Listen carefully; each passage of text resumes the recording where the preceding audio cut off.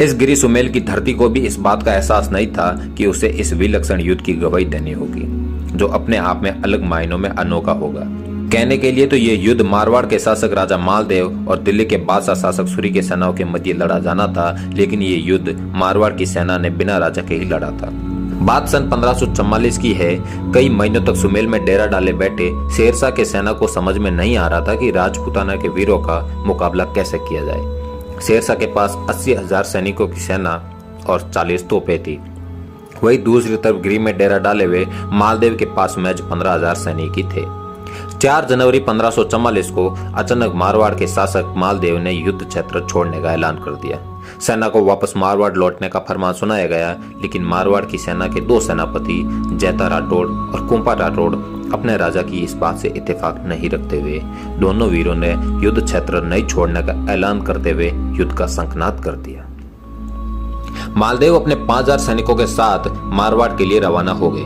राजपूताना की आन बान और शान को बचाए रखने का जिम्मा अब जैता और कुपा पर था। रात के अंधेरे में जैता और कुपा के साथ 10,000 सैनिकों ने सुमेल की तरफ कूच किया। 5 जनवरी 1544 ईस्वी की सुबह सुमेल की धरती पर भीषण युद्ध हुआ। शेरशाह सूरी को यकीन था कि उसका तोपखाना और 80,000 सैनिक राजपूताना के 10,000 सैनिकों को देखते देखते कुचल कर रख देंगे।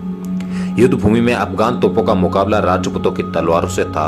राजपूताना के वीर तूफान बनकर शेरशाह की सेना को वैसे ही समाप्त कर रहे थे जैसे कोई जल जला बड़े जंगल को जलाकर रख देता है। सुमेल में जिस स्थान पर आज तालाब है, उस स्थान पर कुछ नजर आता तो केवल अफगान सैनिकों की लाशें या फिर खून का तालाब।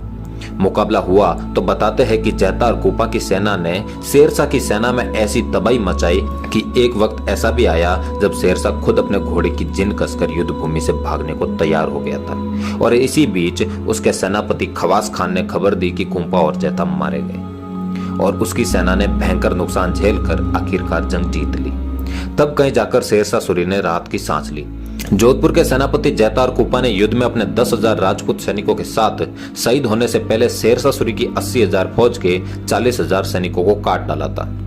इस युद्ध में जीत भले ही शेरशाह सूरी की हुई हो, लेकिन सूरी इस बात को कहने पर मजबूर हो गया। इतिहास में जैता और कुपा की वीरता हमेशा हमेशा के लिए अमर हो गई। एक बार फिर सिद्ध हो गया कि राजपूत पैदा ही साथ देने के लिए होते हैं। ये एक ऐसा युद्ध था जिसने दिल्ली ही नहीं बल्कि पूरे हिंदुस्तान में ये मुनादी करा दी थी कि संख्या के बल के आधार पर राजपूतों से युद्ध जीता नहीं जा सकता। जहाँ जैता और कुंपा जैसे राठौड़ युद्धवीर है जो तूफानों का भी रुख मोड़ देते हैं।